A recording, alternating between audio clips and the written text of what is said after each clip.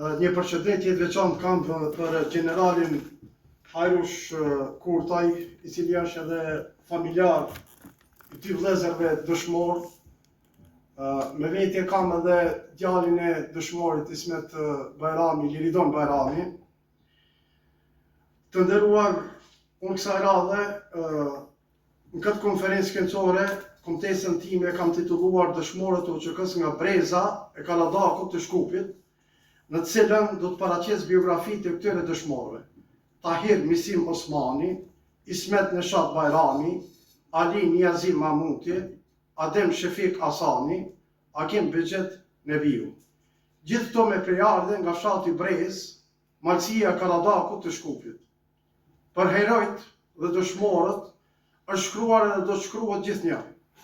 Ata, me rënien heroike të tyre në altarin e lirisë, paranesh sollën rëndësinë dhe rolin e pazëvendësueshëm të martizimit në realizimin e idealit më të shtrenjtë lirisë. Veprat e herojve dhe e dëshmorëve nuk është si çdo vepër tjetër.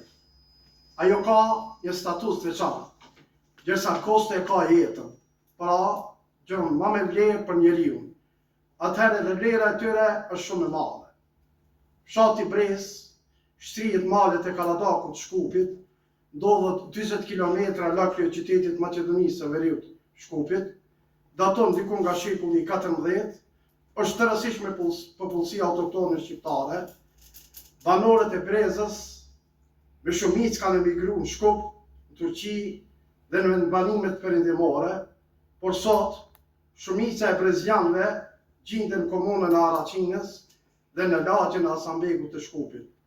Edhe unë jam me prejardhje nga Breza, andaj edhe i kisha obligim moral që shkruaj disa reshta për dëshmorët e Brezës, pasi që disa prej tyre dhe i kam familjar, shembull Tahir Misim Osmanin Kushëri, Ismet Neshat Bajramin e kam nip të familjes, Ali Niazi Mamutin shok, Adem Shefik Asanin shok, Akim Bexhet Neviu nuk e kam njoftur personalisht, mirë po familjen e tyre e njoh dhe në mesin e tyre e kemi profesor doktor Muzafer Bislimin, i cili rrjedh po nga kjo familje. Vazhdim, do t'i paraqes biografi të shkurt, sepse biografinë e plot do ta dërgojmë me siguri edhe për botim në të ardhmen. Tahir Osmani u lind në 11 shtator të vitit 1970, fshatin Malin, malësia Kaladakut të Shkupit. Kur filloi lufta në Kosovë, edhe Tahiri nuk do të rinte duar kryq, por së bashku me shokët e tij do t'i bashkangjitet të radhëve të ushtrisë çlirimtare të Kosovës. Tahiri tregoi guxim me trimëri të rallë, betejat e zhvilluara të ushtrisë çlirimtare të Kosovës. Qëndroi e luftoi pa u dorëzuar për Shqipërinë etnike, ashtu siç e duam dhe e meritojnë shqiptarët. Kufiri i dhunshëm midis Kosovës dhe Maqedonisë, në Tanush, ishte shqetësim i përhershëm i tij. Më 14 qershor të vitit 1999, Tahir Osmani në fshatin Lubish të Vitis, së bashku me nipat e tij Ismet Bajramin dhe Safet Ajetin, kishin marrë përsipër pastrimin e korridorit për të cilën duhet kalonin shqiptarët e dëbuar me dhunë nga Kosova. Por për fat keq, në një minë e cila eksplodon, Tahiru së bashku me nipin Safet Ajeti bien dëshmor, kurse nipi tjetër Ismet Bajrami, i cili më vonë do të bien dëshmor në atë kohë plagosët rënd. Tahiri me shokët ra dëshmor duke u bërë i përjetshëm për brezat që do të vinë më pas. Ismet Neshat Bajrami u lind më 5 shkurt vitit 1971, fshatin Brez, malësia Kaladakut të Shkupit. Ismet Bajrami përcillte me vëmendje zhvillimet që zhvilloheshin në Kosovë dhe ishte në kontakt vazhdueshëm me veprimtarë dhe adhëtarë. Ismeti u rreshtuar radhët e ushtrisë shërbëtare të Kosovës në brigadën 173 Kadri Zeka, zona e Kaladakut, të udhëhequr nga komandanti i zonës Ahmed Isufi. Gjatë angazhimit të tij në ushtrinë shërbëtare të Kosovës, në datë 14/6/1999, plagoset rënd gjatë shmontimit të minave së bashku me dalën e tij Tahir Osmanin dhe kushërinin e tij Safet ajetin, cilët bien dëshmor në të njëjtën kohë. Pas një kohë Ismeti shërohet nga plagët që i kishte marrë dhe vazhdon përpjekjet e tija që të kontribon edhe më të qepër adheun. Lufta në Kosovë përfundoi, por jo edhe për kushtimi i luftarëve shqiptarë, sepse kishte ende punë për të bërë për adheun. Po sa filloi lufta në Tanush, Ismet Bajrami ishte ndër të parët që ju bashkangjit krismave të parë të ushtrisë qëllimtare kombëtare. Së bashku me shumë shokë, roku pushkën në dorë për të luftuar.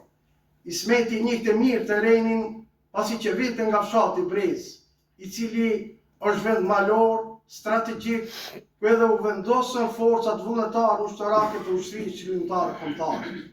Ismeti ishte i pranishëm në çdo aksion që ndërmerrte ushtria qëllimtare kombëtare.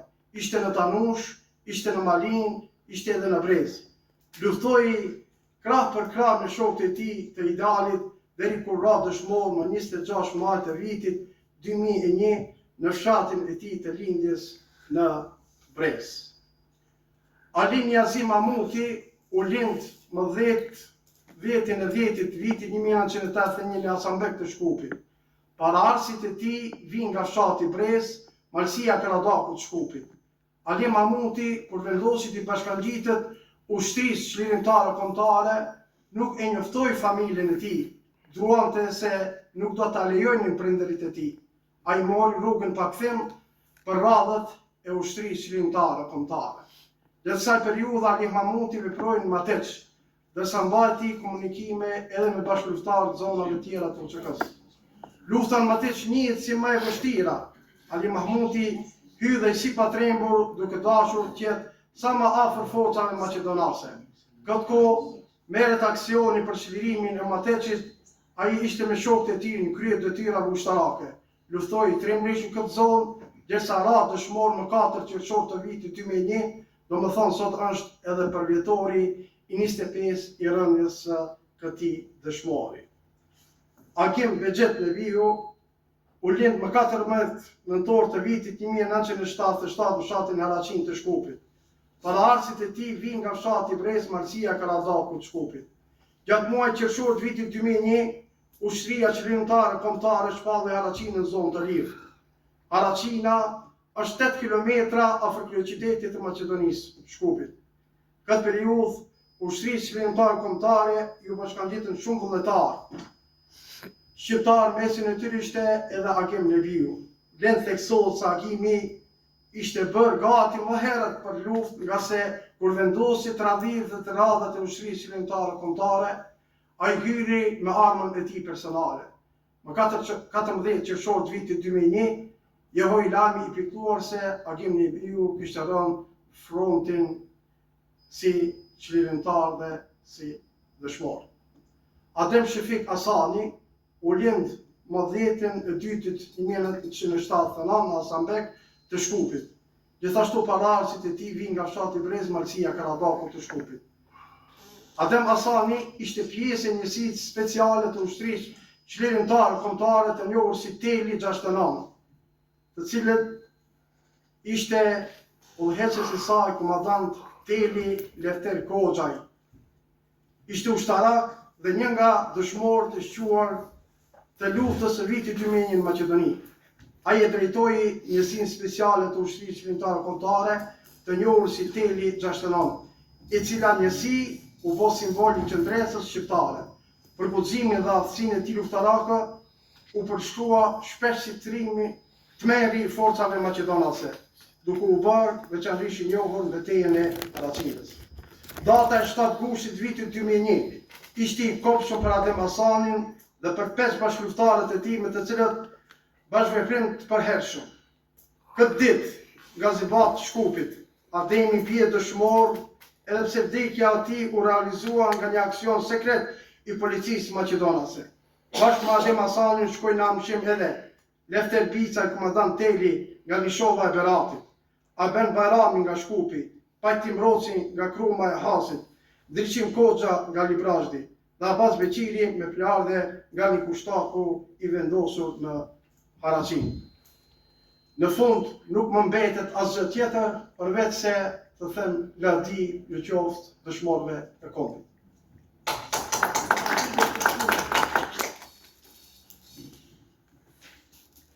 duke falendëruar profesorin për dhënat që na solli, sidomos për dëshmorët e